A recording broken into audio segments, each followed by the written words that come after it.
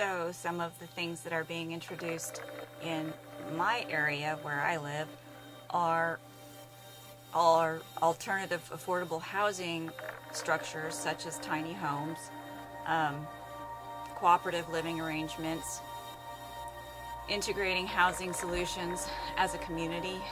And one of the things that is most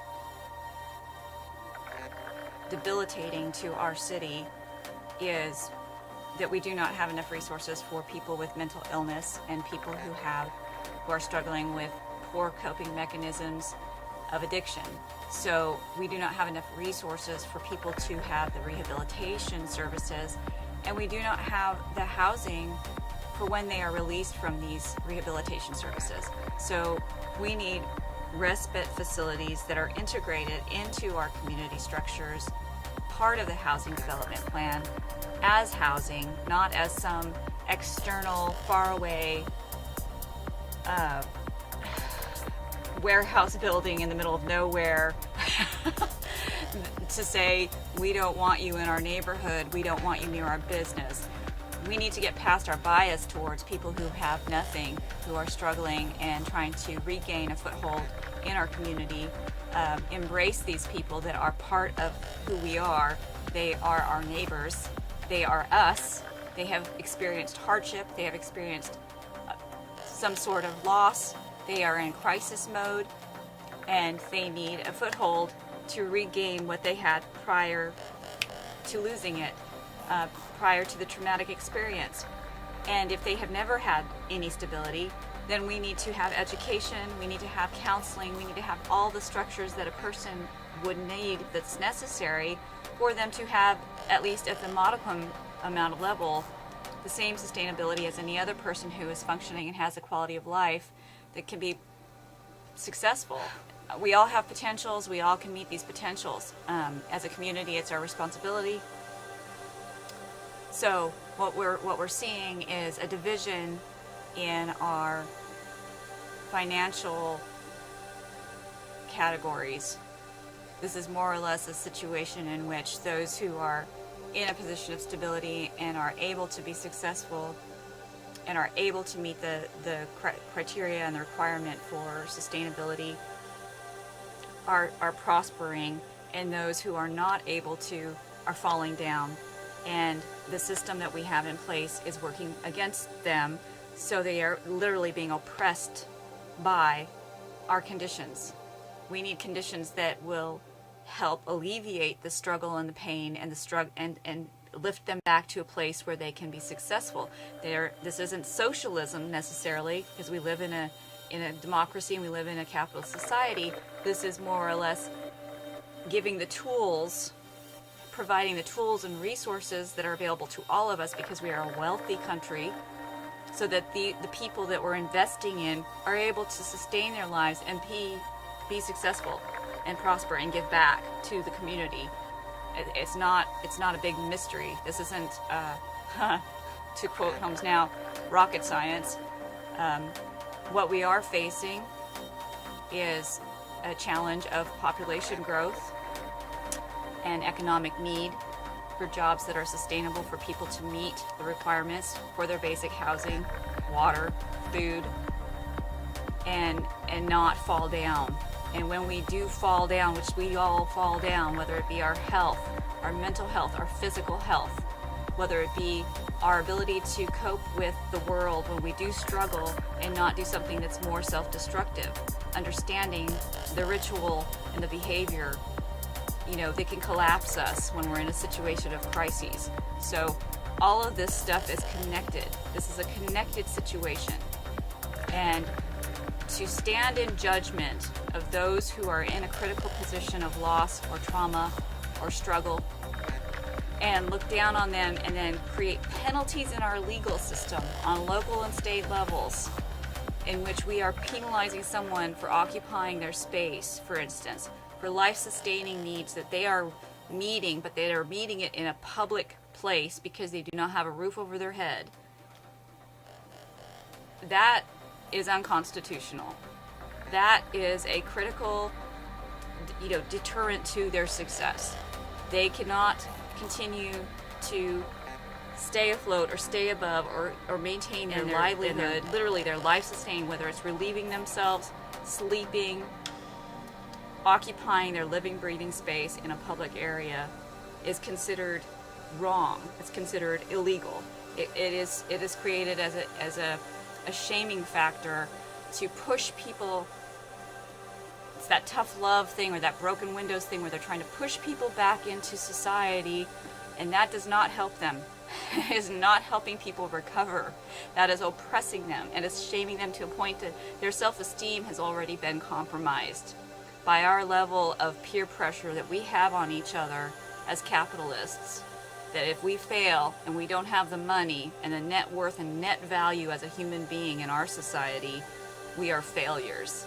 So we're pushing each other down even further than we already are when we have these legal rules that are criminalizing a person when they've already reached their limit. They've already fallen down.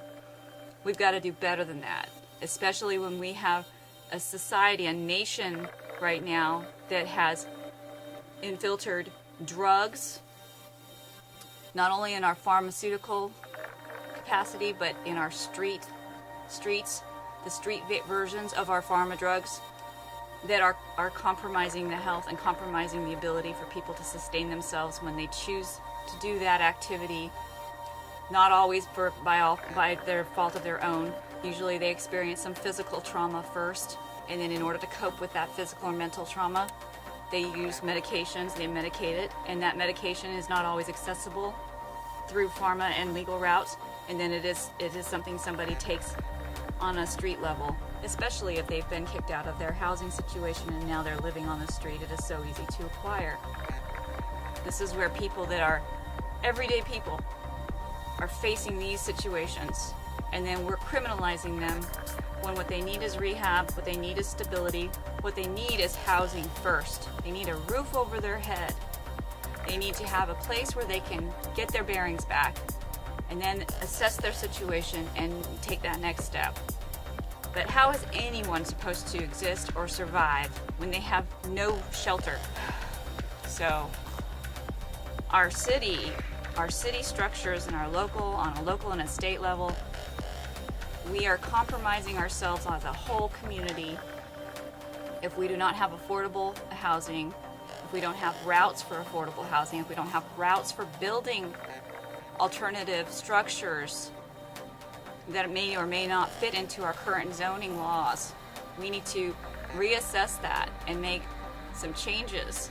And we need to do that sooner rather than later, because there are people living in tents and squalor on our city streets, and this is frickin' America.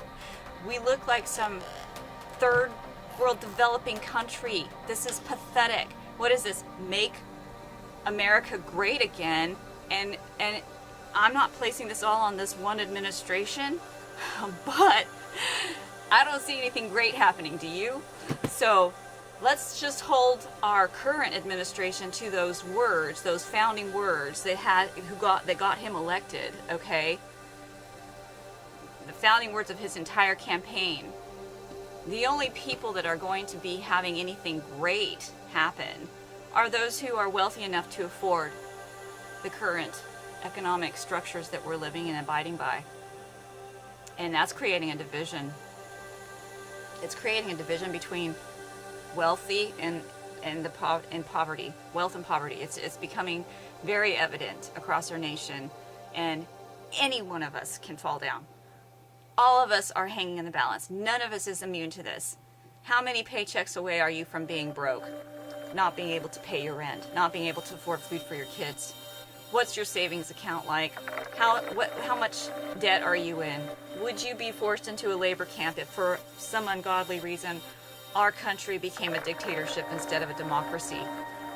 These things can happen. They happen to governments all the time, all across the world. What makes America any different? We the people. That's us. That means it's our responsibility to get off our asses and make sure that our policymakers and our legislation is fairly representing the people. And if we look around us and we see hundreds of people on the streets, debilitated by drug addiction, debilitated by lack of housing, what does that say? Do you really think you're immune to that? I know I'm not. I'm sitting here looking like, holy fuck, you know? I might have a background of having had a decent upbringing and having had an education and having had parents who cared about me enough to where I know how to manage my life and my self-esteem so that I don't cripple myself. But that doesn't make me immune to this. I am still up front and center, relying on certain assistance programs as a single mom, that if those don't exist or those get cut by, our current administration, I'm going to be out on the street. I won't be sitting here in front of a computer having this discussion with God only knows whoever wants to watch it. We all need to kind of wake up here. This is where our city and our state and our possible role as citizens can be impacted. We can set the formula for how we want this to be. Whatever city you live in, whatever state you live in, impress on your city officials and state officials and your legislators what it is you want to see. And set that formula, set that bar really high for other states and cities to follow, because we're only crippling ourselves when we start to cripple each other, and that's just wrong. That's not making America great again. Sorry, but it just isn't. That's all I have to say for right now.